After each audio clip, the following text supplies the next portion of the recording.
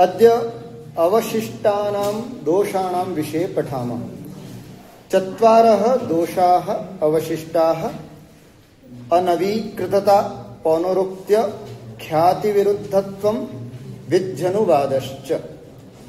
एवं चत्वारः दोषाः अवशिष्टाः। तत्र आदौ अनवीकृतत्वं दोषः किमस्ति तत् पठामः। अनवीकृतत्वं पुस्तके लक्षणं न लिखितमस्ति, मूले टीकायां लिखितमस्ति। मूले अनवीकृतं किमस्ति इति लक्षणं नास्ति, अतः टीकायां यद् लिखितमस्ति तत् पठामः। किं नाम अनवीकृतत्वं? पहले टीका को भी पढ़े, उससे पहले सामान्य रूप से समझ लें कि क्या होता है अनवीकृत दोष, क्या होता है। नवीकृत का मतलब क्या होता है? नवीनता। और अनवीकृत का मतलब नवीनता ना हो, वही रिपीटेशंस, जो पहले बोला वही वही वापस फिर से बोला जाए, तो वो दोष हो जाता है। उससे श्रोता या पाठक उब जाता है कि क्या वही रोज रोज ऐसे। अनवीकृतम, नवीनता जहां पर नहीं होती है काव्य में, वहां पर या श्लोक में या पद्य में जहां पर नवीनता नहीं होती है, वही वही बात पहले दूसरे तीसरे चौथे सभी चरणों में वही वही पद आ रहा है, तो वो कहीं ना कहीं उबाऊ हो जाता है श्रोता के लिए। वही बात यहाँ पर बताई जा रही है। पश्यतु किम नाम अनवीकृतत्वं। भंग्यंतरेण निर्दिष्टत्वं नवीकृतत्वं। भंग्यंतरेण, अलग विधा से यदि कोई बात फिर से कही जाती है तो उसको बोलते हैं नवीकृतत्वं। भंग्यंतरेण निर्दिष्टत्वं नवीकृतत्वं, अर्थात अलग तरीके से यदि किसी बात को बताया जाता है, वही चीज हो लेकिन पैकिंग अलग हो, उसकी बात वही कही गई है लेकिन तरीका उसका दूसरा हो। कभी काव्य के माध्यम से, कभी अलंकारों के माध्यम से, अलग अलग अलंकारों के माध्यम से बात कही जाती है, तो वो सुनने में आती है, श्रोता उसको सुनता है।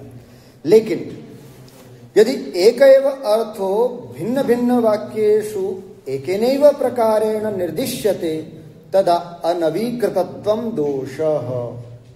लेकिन यदि एक ही अर्थ को भिन्न भिन्न वाक्येषु, भिन्न भिन्न वाक्यों में एकेनैव प्रकारेण, एक ही प्रकार से यदि निर्दिश्यते, निर्दिष्ट किया जाता है, तदा अनवीकृतत्वं दोषः, वहां पर अनवीकृतत्व दोष होता है। स्पष्ट? कोई नया तरीका नहीं, कोई नयापन नहीं, उसी तरीके से किसी बात को वही अलग अलग सभी वाक्यों में कहा जाए तो अनवीकृतत्व दोष होता है। जैसे यथा अत्र उदाहरणं दत्तमस्ति। प्राप्ताः श्रियः सकल काम दुघास्ततः किम्।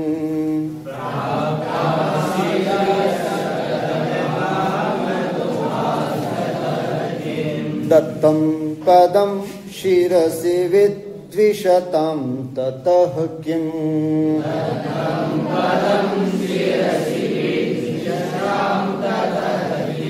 संतर्पिताः प्रणयिनो विभवैस्ततः किम्।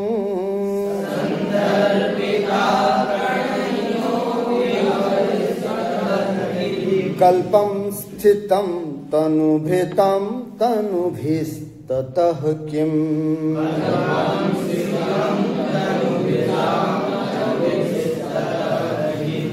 कस्मिन् छन्दसि? हाँ, वसंत तिलका कः उक्तवान्? हाँ, वसंत तिलका। किं लक्षणमस्ति? उक्ता वसंत तिलका तभजा जगौर।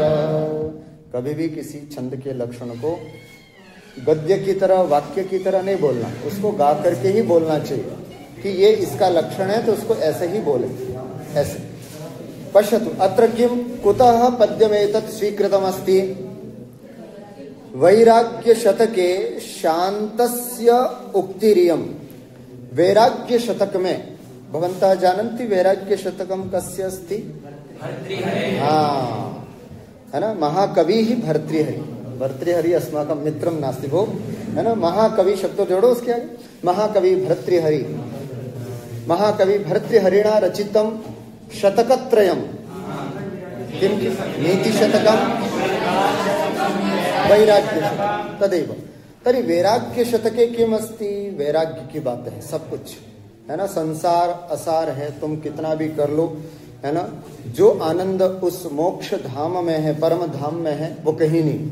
यही बात शांत रस में प्राप्त होगी। तो यहाँ पर कोई ऐसा ही उक्ति कवि यहाँ पर बता रहे हैं। क्या कह रहे हैं? सकल काम दुघास श्रिय प्राप्ता। सकल मने संपूर्ण, काम मने मनोरथ इच्छाओं को प्राप्त कराने वाली, श्रिय मने संपत्ति, प्राप्त हो गई। मतलब आप दुनिया के सबसे बड़े मिलेनियर बन गए। क्या बने? मिलेनियर, है ना, मिलेनियर। बहुत बड़े संपत्ति वाले। कौन है आजकल सबसे नंबर 1 पे? हाँ, एलन मस्क। कौन है अभी? Elon Musk. ऐसे बहुत सारे संपत्ति को अर्जित करने वाले यदि आप बन भी गए, वैराग्य शतक उसके लिए क्या कहता है? ततः किम, उससे क्या हो जाएगा, है ना। तेन किम, ततः माने उससे, तस्मात् किम, अरे उससे क्या फायदा है, क्योंकि जाते समय इतनी संपत्ति तो साथ में जाएगी नहीं। सिकंदर जा रहा जग से, सभी हाली हवाली थे, सभी थी साथ में दौलत मगर दो हाथ खाली थे। ऐसी स्थिति, मतलब जब जाना है दुनिया से तो हाथ से कुछ लेकर के जाएगा क्या? मुट्ठी में कुछ बांध कर जाएगा क्या? कुछ भी नहीं। इसलिए ऐसे एलोन मस्क के रास्ते पर चलने वाले सभी महत्वाकांक्षियों के लिए वैराग्य शतक की ये पंक्ति है। क्या? सकल काम दुघा श्रिय प्राप्ता। सभी काम की पूर्ति करने वाली बहुत सारी लक्ष्मी यदि हमको प्राप्त हो भी गई, ततः किम, उससे क्या, है ना, उससे क्या प्राप्त होगा? अर्थात कुछ भी नहीं। भवतु, दूसरी पंक्ति, दत्तम पदम शिरसि विद्विषतम ततः किम। किसी राजा के बहुत सारे शत्रु हैं, उन्होंने कोशिश किया कि चलो अब मैं सभी शत्रुओं को मार देता हूं। मार दिया, सबको मार दिया। ततः किम, उससे भी क्या प्राप्त हो गया?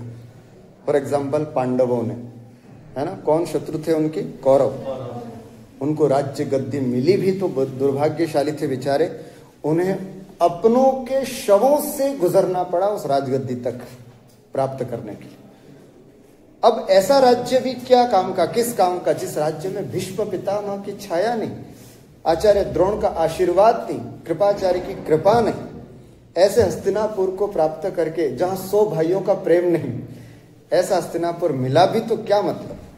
वही बात यहां पर कह रहे हैं, विद्विषताम नाम शत्रुणाम शिरसि पदम दत्तम। तुम इतने शूरवीर हो, इतने पराक्रमी हो कि सभी शत्रुओं को चुन चुन करके आपने मार दिया और सबके मस्तक पर पैर रखा आपने। ततः किम, उससे भी क्या प्राप्त हो गया? मतलब आप समझते हो साहब मैं ऐसा बलशाली बनूंगा कि मेरा एक भी शत्रु नहीं होगा, मैं सबको मजा चखा दूंगा। उसने मेरे साथ बुरा किया, उसका तो जरूर मैं बुरा करूंगा। अरे भाई, बुरा करने से भी क्या हो जाएगा? तेरा तो भला नहीं होगा ना। तो इसलिए कहा दत्तम पदम शिरसि विद्विषताम ततः किम, उससे भी क्या प्राप्त हो गया? तीसरी पंक्ति, संतर्पिता प्रणयिनो विभवैस् ततः किम। प्रणयिनः अर्थात जिनसे आप प्रेम करते हैं, आपके अपने हैं अथवा याचक गण हैं, याचक आदि। विभवैः संतर्पिताः, आपने अपनी समृद्धि से, अपने वैभव से, अपने दान पुण्य आदि के द्वारा उनको संतर्पित कर दिया, संतुष्ट कर दिया। ततः किम, उससे भी क्या प्राप्त हो गया? अर्थात आपने बहुत सारा दान पुण्य भी कर लिया, उससे भी क्या फायदा? कल्पम स्थितम तनुभृताम तनुभीस्ततः किम। और कहते हैं कि तनुभृताम नाम जीवानाम, मनुष्याणाम, नराणाम, शरीरधारिणाम, तनुभि ही, इस शरीर के माध्यम से कल्पम स्थितम, कल्प काल तक आप इतना हेल्दी रहे, इतना हेल्दी रहे कि आप 100 साल नहीं, 200, 300, 400, 500 भी नहीं, कल्प काल तक भी अगर आपने जी लिया, ततः किम, उससे भी क्या फायदा, है ना। इस तरह से वैराग्य शतक में दुनिया की समस्त वस्तुओं से वैराग्य प्राप्त करने की बात बताई जाती है। अब इसमें चलिए अर्थ से ज्यादा महत्वपूर्ण है इसमें दोष। इतना अच्छा अर्थ है लेकिन फिर भी ये दूषित है, दुष्ट है ना? क्यों? क्योंकि इसमें एक दोष है, वो है अनवीकृतत्व दोष। कोई नयापन नहीं है इसमें, सब जगह वही ततः किम ततः किम ततः किम ऐसा लिखा। उसको कुछ भंग्यंतरेण, कुछ नए तरीके से, कुछ और तरीके से हर पंक्तियों में, चारों चरणों में कुछ कहना चाहिए था। वैसा कवि ने नहीं किया, अपना दिमाग का उपयोग नहीं किया या बुद्धि का उपयोग नहीं किया। ततः किम लिख दिया, अनवीकृत, इसलिए यहां पर दोष है। स्पष्टम लिखितमस्ति अत्र अत्र ततः किम इति न नवीकृतम। बार बार ततः किम शब्द का प्रयोग करके कोई नवीनता नहीं आई, अतः यहां पर अनवीकृतत्व दोषः अस्ति। अस्तु, अग्रे दोषः अस्ति पौनरुक्त्यम। कौन सा दोष है? पौनरुक्त्यम। हाँ, पुनरुक्ति होना, बार बार उसी, मतलब एक बार जो बात आपने बोल दी फिर से उसको वापस रिपीट करना। पहले या दूसरे या तीसरे चरण में आपने किसी बात को बोल दिया, चौथे चरण में आकर के वापस उसी बात को वो बोला जा रहा है, कभी उसी बात को बोल रहा है, तो वो क्या है? दोष है। कौन सा दोष है? पौनरुक्त्यम। कौन सा दोष है? पौनरुक्त्यम। मतलब आपने कोई बात बोली पहले, है ना, और उसी बात को फिर वापस बोल रहे हैं, फिर वापस बोल रहे हैं, तो उसको सहन नहीं करता है श्रोता, पढ़ने वाला पाठक भी सहन नहीं करता है, दोष होता है, उसको बोलते हैं पौनरुक्त्यम। आइए इसको लक्षण देखते हैं। पौनरुक्त्यम किम नाम पौनरुक्त्यम इति शब्देन प्रतिपन्नस्यार्थस्य पुनस्तद्वाचकेन पर्यायान्तरेण प्रतिपादनम पौनरुक्त्यम। शब्देन प्रतिपन्नस्य अर्थस्य, किसी शब्द से वो अर्थ प्रतिपन्न हो गया, प्रतिपादित कर दिया आपने, है ना, किसी शब्दों से उस अर्थ का प्रतिपादन कर दिया, फिर आप घुमा फिरा करके दूसरा शब्द प्रयोग करके वापस वही अर्थ। कौन सा दोष पढ़ रहे अपन? अर्थ दोष। अर्थात जो भावार्थ पहले आ गया वैसा ही भावार्थ, अर्थ शब्द नहीं, वैसा ही अर्थ फिर से यदि आपके घुमा फिरा करके आपके उस चारों चरणों में फिर से प्रयुक्त हो जाता है तो वो दोष हो जाता है पौनरुक्त्य अर्थ दोष। तदेव अत्र उक्तम शब्देन प्रतिपन्नस्यार्थस्य, किसी एक शब्द से आपने किसी एक अर्थ का प्रतिपादन किया, पर्यायांतरेण प्रतिपादनम, फिर वापस उसी को पर्याय शब्दवाची का प्रयोग करके फिर उसी अर्थ को वापस आप प्रतिपादित करते हो, तो पौनरुक्त्यम इति अर्थदोषः, वहां पर पौनरुक्त्य नाम का अर्थदोष होता है। यथा, जैसा कि यहां पर एक उदाहरण के रूप में दिया है, अस्रज्ज्वालावलीढ प्रतिबल जलधेरंत रंतरौर्वार्यमाणे। एक बार फिर से मैं बोलता हूं, छंद कौन सा है इसमें बता सकते हैं? नहीं, स्रग्धरा है ना, साथ साथ के बाद आपको रोकना है। अस्रज्ज्वालावलीढ प्रतिबल जलधेरंतरौर्वार्यमाणे।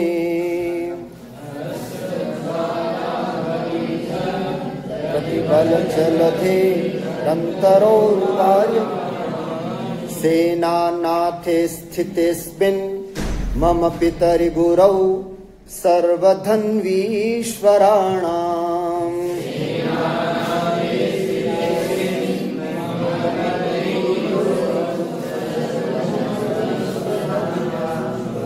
कर्णालं संभ्रमेण व्रजकृपसमरं मुञ्च हार्दिक्यशङ्काम्।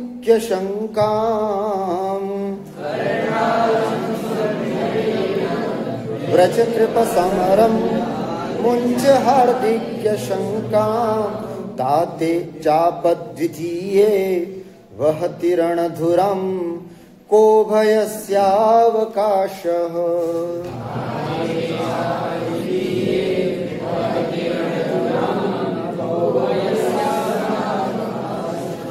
महाभारतस्य युद्धे किं भवति? श्रेष्ठ योद्धा यः भवति स सेनापति भवति कौरवाणां। जो श्रेष्ठ योद्धा होता है वो कौरवों में सेनापति होता है।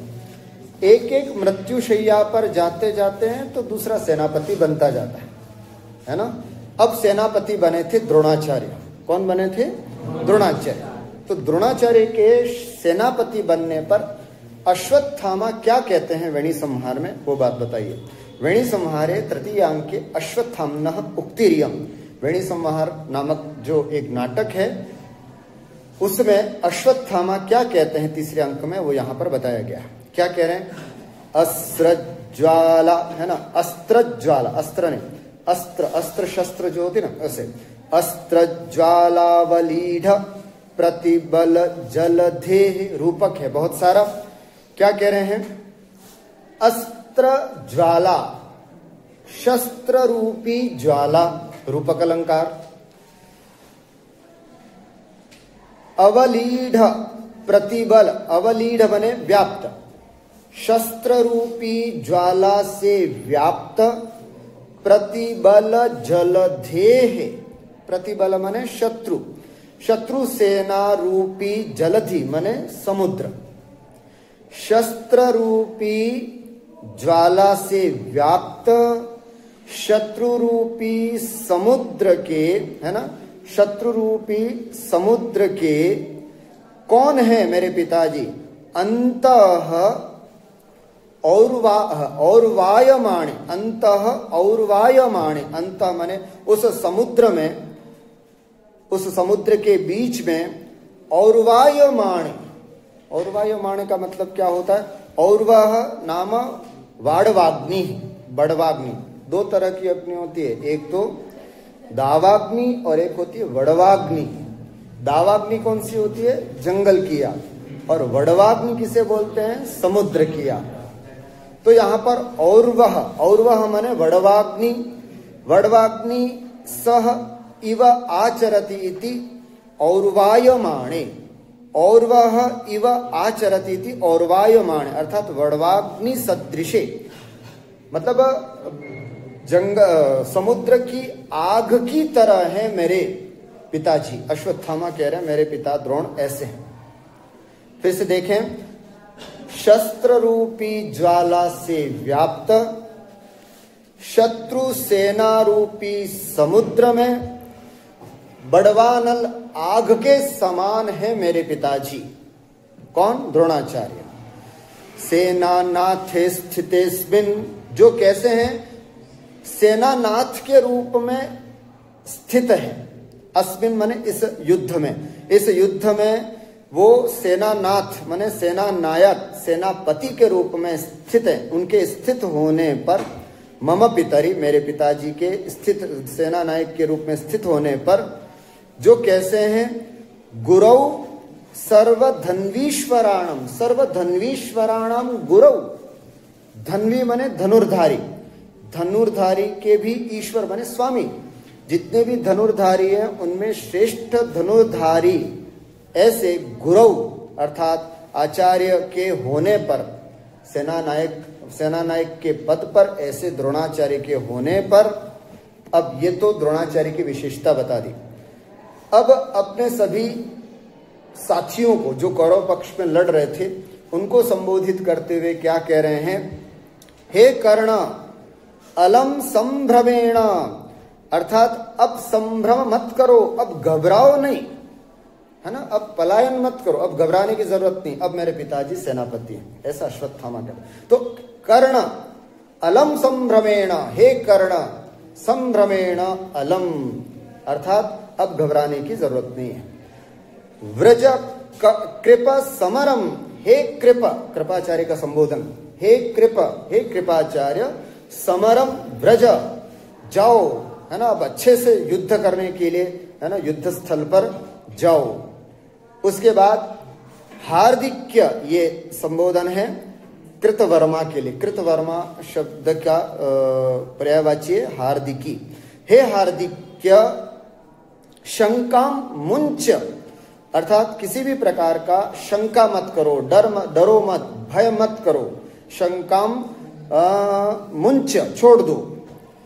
ताते चापत जितीये, है ना, तापे अर्थात ताप, तात आचार्य द्रोण के, चापत जितीये, जो कि चाप माने धनुष को धारण कर रखे हैं, उनके होते, है ना, भयस्य अवकाशः कः, है ना, किसी भी प्रकार के भय की आवश्यकता नहीं है, आपको डरने की आवश्यकता नहीं। तो कुल मिलाकर के यहाँ पर पुनरुक्ति इस प्रकार से हुई। कर्ण को भी यही कहा कि घबराओ मत, कृपाचार्य को भी यही कहा कि युद्ध को छोड़ करके मत जाओ, कृतवर्मा को भी यही कहा कि शंका मत करो, डरो मत, और लास्ट में फिर चौथी पंक्ति में भी वापस यही कहा, भयस्य अवकाशः नास्ति, अर्थात तुमको किसी प्रकार से डरने की तो ये बार बार रिपीटेशन हो रहा है, पुनरुक्ति हो रही है, इसलिए यहाँ पर दोष हो गया। अत्र द्वितीये तृतीये च पादे यदुक्तम तदेव चतुर्थे शब्दांतरैः पुनरुक्तम, चौथे पाद में अलग शब्दों से फिर से कहा। इस प्रकार यहाँ दोष होने से पौनरुक्त्यत नामक अत्र चतुर्थ पाद वाक्यार्थ पुनरुक्त, चौथे पाद में कही गई बात कहीं न कहीं पुनरुक्ति है, अतएव पुनरुक्तः दोषः अस्ति। अग्रे उपान्त्यः दोषः अस्ति, अर्थदोषस्य उपान्त्यः ख्याति विरुद्धता। हमने अभी कुछ दिन पहले ही ख्याति विरुद्ध दोष भी पढ़ा था, ख्याति विरुद्धत्वम। ख्याति विरुद्धत्वम पता था क्या था दोष वो? हाँ, जो प्रसिद्धि है उसके विपरीत कोई शब्द का प्रयोग किया जाए तो वो वाक्य में पढ़ा था अपन ने, ख्याति विरुद्धम पढ़ा था, याद आया शब्द कौन सा? जैसे सिंह की ख्याति, सिंह का रव दहाड़ने में है ना, बादलों का गरजने में है, कुत्ते की आवाज भौंकने में है, ये पढ़ा था ना, ये प्रसिद्धि है। लेकिन उसके विरुद्ध अगर आप प्रयोग करते हो, आज मेरे अश्वशाला में घोड़ा भौंक रहा था, तो ये लोग घोड़ा कैसे भौंक सकता है? क्योंकि भौंकने का काम कौन करता है? कुत्ता करता है। घोड़ा क्या करता है फिर? हिनहिना रहा था, ऐसे शब्द का प्रयोग करना, तो ये लोक प्रसिद्धि है। लोक प्रसिद्धि के विपरीत जाते हैं तो दोष होता है कौन सा? ख्याति विरुद्धता इति दोष। पश्यतु, ख्याति विरुद्धता अर्थ दोषः कीदृशो भवति? आदौ लक्षणम्। ख्याति ही नाम लोक प्रसिद्धि ही, कवि प्रसिद्धिश्च, कवि प्रसिद्धि भी जानना, लोक प्रसिद्धि और कवि प्रसिद्धि भी। कवि प्रसिद्धि क्या होती है? राजशेखर के ग्रंथ से भी अपने को प्राप्त होता है कि कवि प्रसिद्धि, जैसे कवि प्रसिद्धि है, यश के लिए किस वर्ण का प्रयोग किया जाता है? श्वेत वर्ण का। क्रोध के लिए किस वर्ण का प्रयोग किया जाता है? लाल वर्ण का। तो ये कवि प्रसिद्धि है ना। तो जहां कवि प्रसिद्धि या लोक प्रसिद्धि जो है उसके विपरीत अगर कोई जाता है, तद विरुद्धः इति ख्याति विरुद्धः, तस्य भावः ख्याति विरुद्धता। फिर से देखें, ख्याति ही नाम लोक प्रसिद्धि ही अथवा कवि प्रसिद्धि ही, तद विरुद्धः ख्याति विरुद्धः, तस्य भावः ख्याति विरुद्धता इति। नाम लोक कवि प्रसिद्धि विरुद्धार्थाभिधानम ख्याति विरुद्धता। लोक प्रसिद्धि कवि प्रसिद्धि के विरुद्ध यदि अर्थ का कथन होता है तो वो ख्याति विरुद्धता नामक अर्थ दोष कहलाता है। कैसा? जैसे यहाँ यथा अत्र उदाहरणम् अत्र दत्तमस्ति, ततश्चचार समरे शित शूल धरो हरि। बस इतना ही है, एक अंश एक चरण दिया है यहाँ। ततश्चचार समरे शित शूल धरो हरि, है ना, अनुष्टुपेव। ततश्चचार समरे शित शूल धरो हरि इति। ये एक सामान्य रूप से पंक्ति है। इसमें कैसे ख्याति विरुद्धता है, पहले अर्थ समझते हैं। देखिए क्या लिखा, ततः उसके बाद, समरे युद्ध में, चचार अर्थात भ्रमण किया अथवा युद्ध में उन्होंने प्रवर्तन किया अथवा युद्ध में विचरण करने लगे, संग्राम में विचरण करने लगे। कौन? हरि। हरि मतलब कौन? भगवान विष्णु। क्या विशेषण दिया? सित, कहीं पर सित शब्द लिखा है, कहीं पर शित है। तालव्य शकार ज्यादा ठीक है बजाय दंत सकार के। शित शूल धरो हरि। शित, शित नाम तीक्ष्ण, शूल धरः, शूलधर किसके लिए आता है? प्रायः भगवान शिव के लिए आता है। शूलपाणी किस कौन है? भगवान शिव है ना। त्रिशूल जिनके हाथ में है ऐसे कौन है? ये प्रसिद्धि है, प्रसिद्धि है। भगवान विष्णु के हाथ में अगर कोई त्रिशूल थमा दे तो वो क्या है? दोष। यहां पर भगवान विष्णु के लिए प्रयोग किया गया। क्या किया? कैसे हैं भगवान विष्णु? शित शूल धरो हरि। शित माने तीक्ष्ण, शूल माने त्रिशूल को, धरा माने धारण करने वाले भगवान हरि संग्रामे चचार, संग्राम में विचरण करने लगे। ऐसे तो यहां पर प्रसिद्धि है शूल पाणी के रूप में भगवान शिव की। और अगर कोई भगवान विष्णु का यह प्रयोग करता है तो वो क्या हो जाएगा? दोष। कौन सा दोष कहलाता है ये? ख्याति विरुद्धता। जो चीज जिसमें प्रसिद्ध है उस चीज का प्रयोग न करके आप अप्रसिद्ध अर्थ में उसका प्रयोग करते हो तो वो दोष कहलाता है। स्पष्टम। अत्र हरेः शूलः, अत्र हरेः शूलम लोके अप्रसिद्धम। यद्यपि भगवान विष्णु के हाथ में भी शूल होता है, शूल होता है, लेकिन वो प्रसिद्धि नहीं है। प्रसिद्धि किसके लिए होती है? भगवान शिव के लिए। लेकिन अगर कोई कभी इसका प्रयोग करता है तो ख्याति विरुद्धता नाम का दोष जानना चाहिए। अस्तु, इदानीम अंतिमः दोषः अस्ति विध्यनुवादः, है ना। लास्ट 9वां दोष जो है वो कौन सा है? विध्यनुवादः। विध्यनुवादः किं भवति? यदि अत्र सन्धिविच्छेदं कुर्मः विध्यनुवादः तर्हि किं सन्धिविच्छेदः भवति? अत्र विधि अनुवादः विध्यनुवादः। विधि नाम किं? विधेयः। विधि नाम किं? विधेय। अनुवादः नाम गौणता अथवा अप्रधानता इति। समासः किम् अस्ति अत्र? षष्ठी तत्पुरुष समास। विधेः अनुवादः विध्यनुवादः। विधि का नाम विधेयस्य, विधेयता, विधेय का जब गौणता होती है, विधेय जहां अप्रधान हो जाता है वहां विध्यनुवाद नाम का दोष होता है। पहले एक बार इसकी चर्चा आई थी अपने पहले भी। कौन सा था वो दोष? विधिया विमर्श दोष था। कौन सा दोष था वो पहले? विधिया विमर्श। जहां पर विधेय का चिंतन नहीं किया गया और उसको उल्टी सीधी जगह पर रख दिया जाता है वहां पर विधिया विमर्श दोष होता है। विधेय जो होता है वो मुख्य होता है, उसको पहले नहीं बाद में रखना चाहिए। विधेय जो होता है वो मुख्य होता है, इसलिए उसको समास पे नहीं इंडिविजुअल उसको कहना होता है, तब जाकर के विधेय सही रूप में आता है। यदि कभी इस तरह से उपयोग नहीं करता है तो दोष हो जाता है विधिया विमर्श। ये हमने पद दोष और वाक्य दोषों में देखा था। लेकिन अब यहां पर अर्थ दोष में देख रहे हैं कैसे विध्यनुवाद नाम का दोष है।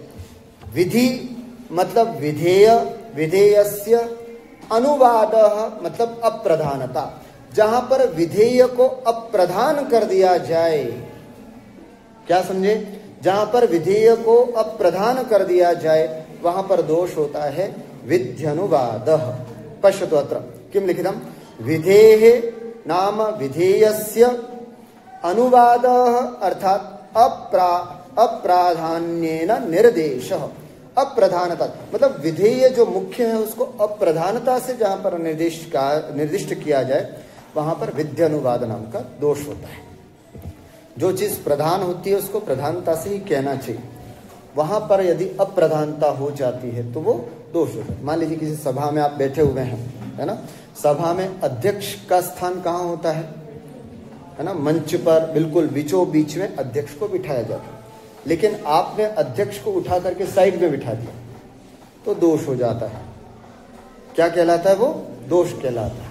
उसी प्रकार घर में मंगल कलश है, मंगल कलश कहाँ रखना चाहिए? ईशान कोण में रखना चाहिए, लेकिन आप इधर उधर किसी दिशा में भी रखते तो बाथरूम के ऊपर आले में रख दिया मंगल कलश, तो ये दोष हो गया। अरे भाई, जो चीज जहां ठीक लगती है वहीं होनी चाहिए, अगर वैसा नहीं करते तो दोष है। इसी तरह हमारे वाक्य में उद्देश्य और विधेय दो चीज होती है। उद्देश्य पहले कहा जाता है और विधेय उसके बाद कथन किया जाता है। लेकिन अगर ऐसा नहीं होता है तो दोष हो जाता है विधेया विमर्श दोष, जो पदगत और वाक्यगत था, और अब अर्थगत भी इसी प्रकार का दोष है, उसका नाम है विध्यनुवाद। कैसा? उदाहरण के रूप में आपके सामने यहां पर दिया जा रहा है। यथा, जैसे प्रयत्न परिबोधित स्तुतिभिर अद्य शेषे निशाम, ये पंक्ति है ना, गद्य है, श्लोक या छंद नहीं है इसमें। वेणी संहारे तृतीयांके द्रोण वध कुपितस्य अश्वत्थाम्नः दुर्योधनं प्रति आश्वासनोक्ति। ध्यान से सुनना, क्या है? वेणी संहार के में तृतीय अंक में द्रोण वध कुपितस्य, जब द्रोण का वध हो गया तो अत्यंत गुस्साए अश्वत्थाम्नः, अश्वत्थामा की, दुर्योधनम प्रति, दुर्योधन के प्रति, आश्वासनोक्ति, आश्वासन भरी यह उक्ति है। अश्वत्थामा दुर्योधन को क्या कहता है? प्रयत्न परिबोधित स्तुतिभिर अद्य शेषे निशाम। क्या अर्थ होगा इसका? अर्थ हुआ, अद्य दुर्योधन से कह रहा है अश्वत्थामा, क्या कह रहा है? अद्य, आज, स्तुति भी, है ना, बहुत सारी स्तुतियों के द्वारा, स्तुति पाठकों के स्तुतियों के द्वारा राजा महाराजा का उठने का तरीका क्या होता है पता आप सबको? राजा महाराजा लोग जो होते हैं वे मधुर संगीत के द्वारा उठते हैं, है ना। और शास्त्रों में कहा भी गया है कि जैसे ही आपकी निद्रा टूटती है और उस समय जैसा आपको माहौल मिलता है वैसा ही माहौल आपका दिन भर रहता है। अगर उठते ही गुस्सा किया आपने तो दिन भर आज आपका गुस्से में जाएगा। आप लोगों को आपका घर में बताया होगा, है ना। कई बच्चे ऐसे होते जो सुबह उठते ही गुस्सा करते, तो माँ उनको चुप करती है कि तो बेटा गुस्सा नहीं करते सुबह सुबह, फिर दिन भर गुस्सा करना पड़ेगा, दिन भर गुस्सा होगा। इसलिए ये तरीका हमारे शास्त्रों में बताया गया है कि जैसे ही आपकी निद्रा खुलती है और आपने कानों में जो पहला शब्द पड़ता है, अगर भगवान का शब्द पड़ा, है ना, आपने उठते ही कराग्रे वसति लक्ष्मी इत्यादि अगर आपने बोला अच्छे से, तो दिन भर आप आध्यात्मिक रहोगे। और सुबह उठते ही वापस मोबाइल खोला, धड़ाधड़ व्हाट्सअप इंस्टाग्राम देखने लग गए, तो उसकी पूरा कचरा जो है वो दिन भर आपको डोलाता रहेगा। इसलिए ध्यान रखें, सुबह उठते ही 1 घंटे तक मोबाइल कभी नहीं देखना चाहिए, और रात को सोने से 1 घंटे पहले भी कभी मोबाइल मत देखो। दिन भर देखते रहो, कोई दिक्कत नहीं, लेकिन ये 2 टाइम हमेशा ध्यान रखना। सुबह उठते ही 1 घंटे तक मोबाइल का त्याग रखो, कभी मोबाइल नहीं छूना, और रात को सोने से 1 घंटे पहले मोबाइल को छोड़ करके शांति से सो। लेकिन मुझे पक्का विश्वास है कि इन्हीं 2 टाइम यही 2 टाइम आप लोग सबसे ज्यादा मोबाइल देखते होंगे। हाँ, लेकिन कोशिश करना, मैं खुद इसको प्रैक्टिकल करता हूँ इसलिए मुझे पता है ना, कि सुबह उठते 1 घंटे तक कभी मोबाइल यूज नहीं, बस नीचे गए अपने और स्तुति पाठ वगैरह, क्या बोलते हैं संस्कृत के एक है चतुर्विंशति तीर्थंकर स्तोत्र वगैरह जो होते हैं, वो स्तोत्र संस्कृत के शब्द या स्तोत्र वगैरह होते हैं, वो सुनते हैं 1 घंटे का फिक्स है। और उसके बाद रात को भी कुछ प्रवचन होते हैं हमारे गुरुजनों के, वो सुनते हैं, और फिर उसके बाद सोते हैं। आप लोगों को भी ऐसे ही रखना, उससे जीवन बहुत अच्छा रहता, शांत रहता। तो आपको भी यही कोशिश करना चाहिए। तो पहले राजा महाराजाओं की क्या होता था कि वो राजा लोगों को कैसे उठाया जाता था, उनके बंदीजन आते थे, बंदीजन का मतलब गाना गाने वाले, और अच्छे अच्छे भजनों के द्वारा राजाओं को उठाया करते थे, राजाओं को उठाया करते थे। तो वही यहाँ पर कह रहे हैं कि अद्य हे दुर्योधन, अश्वत्थामा कह रहे हैं किससे? दुर्योधन से। हे दुर्योधन, अद्य स्तुति भी, अच्छी अच्छी स्तुतियों के द्वारा, प्रयत्न परिबोधित, बड़े प्रयास पूर्वक, परिबोधित, आज तुम जगाए गए हो, प्रयत्न पूर्वक तुम जागे हो। बस निशाम शेषे, लेकिन आज आराम से, है ना, निशाम रात को, शेषे नींद को प्राप्त करोगे। लेकिन यहां पर दोष क्या है? सुख से सोए हुए व्यक्ति को प्रयत्न पूर्वक जगाया जाता है, यह है विधि। शांति से सोया था, अब प्रयास करके उसको उठाया गया है। यहां उल्टा बोला गया, विधेय को पहले बोला गया, प्रयास पूर्वक उठाया गया है, अब तू शांति से सोना। समझ में आ रही बात को? अद्य स्तुति भी प्रयत्न परिबोधित, आज स्तुतियों के माध्यम से तुमको प्रयास पूर्वक उठाया गया है। निशाम शेष, अब रात्रि को आराम से सोना।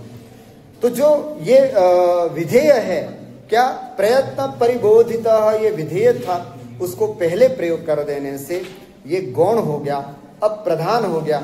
और विधेय जब अब प्रधान हो जाता है तो वहां दोष हो जाता है, उस दोष का नाम है विध्यनुवादः। पश्यतु इत्यत्र शयितः प्रयत्नेन बोध्यते बोध्यसे इति विधेय। यहाँ विधेय क्या है? शयितः सोया हुआ व्यक्ति है ना, सोए को प्रयत्नेन बोध्यसे, बड़े प्रयत्न पूर्वक उसको जगाया जाता है। तुम जगाए गए हो, कहना क्या था उसको? सोए हुए थे तुम्हें प्रयत्नेन बोध्यसे, तुम्हें बड़े मेहनत के द्वारा, स्तुति आदि के द्वारा तुम जगाए गए हो, ऐसा। तो शयितः उद्देश्य था और प्रयत्नेन बोधित विधेय था। तो विधेय हमेशा बाद में आता है, लेकिन यहाँ पर प्रयत्न परिबोधित विधेय को पहले प्रयोग कर दिया, इसलिए यहाँ पर विध्यनुवाद नाम का दोष होता है। एवं अत्र अर्थ दोषाः अपि अत्र अस्माभिः पठिताः। इदानीं दोष प्रकरणे अंतिम दोषाः सन्ति रसदोषाः। रसदोषाणां विषये वयं श्वः अग्रिमकक्षायां पठामः। किं नाम रसदोषः, कति रसदोषाः सन्ति, है ना, तेषां लक्षणम् उदाहरणं किं, तस्मिन् विषये वयम् अग्रिमकक्षायां विस्तरेण पठामः। अस्तु, अद्य एतावदेव उक्त्वा विरमामि।